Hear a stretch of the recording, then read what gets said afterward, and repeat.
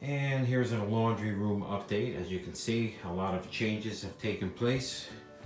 The laundry room refresh part 2. As you can see, the blue paint on the wall, and we've got this little rack in here now. It's kind of cool. It was from Target, that gray rack. It rolls, keep your crap on it. Here's a new washer and dryer. Got the really good washer and a little bit lesser expensive dryer, same brand, Maytag. The dryer that matched this washer was really, really big. I mean, it was insane. We don't dry our clothes too long. We try to hang dry them so they don't shrink. There's all paint on the wall. I've done the trim. The trim's been painted. I think I mentioned that in my last video, but the doors, I still have to do the doors and a little bit of touch up here and there.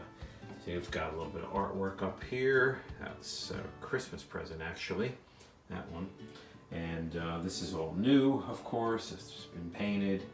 Some protection against the metal here. I put some pipe insulation here, just like a little piece. You can kind of see it in there.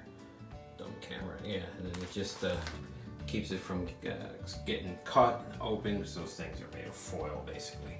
Some new hot water lines, hot and cold water lines. Here's the drain, and these are all just those little stick-on, easy removable hooks. I know they look a little oddly placed, but they're all sized to the different devices that they're hanging.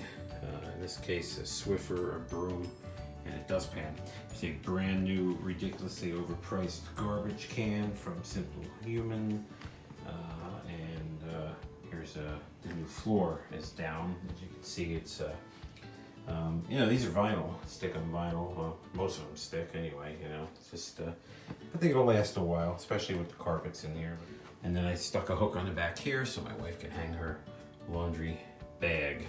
So that's basically it, folks. I'm gonna be filling up the shelf with a bunch of bins eventually here, so where we store all our crap, you know, cleaning products and whatnot.